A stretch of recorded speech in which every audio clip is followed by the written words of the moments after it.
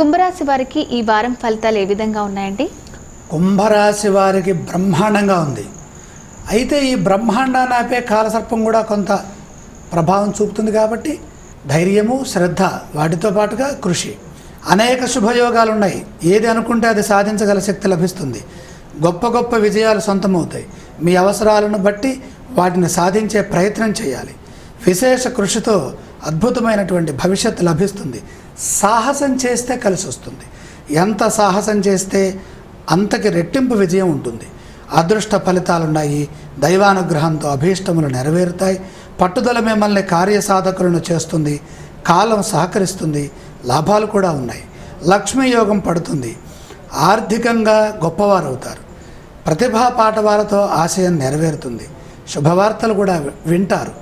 ఎందుకు ఇలా జరుగుతోందంటే ద్వాదశంలో కేతువు, షష్ఠంలో రాహువు. కాలసర్ప దోషము ఎక్కడ ప్రభావం చూపలేదంటే 6, 12 రాసుల్లోనే చూపలేదు. ఇక్కడ షష్ఠంలో ఉన్నటువంటి రాహువు సహకరిస్తారు.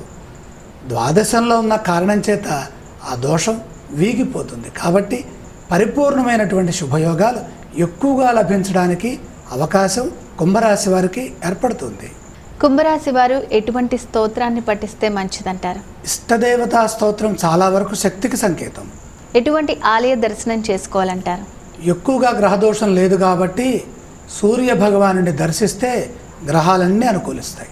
ఎటువంటి విధానాలు చేస్తే మంచి ఫలితాలు వస్తాయంటారు? ద్వాదశంలో కేతువు, షష్ఠంలో రాహు ఉన్నారు కాబట్టి నాగప్రభావం పడకుండా రాహుప్రీతిగా మినుములు, కేతుప్రీతిగా ఉలువలు దానం చేస్తారు.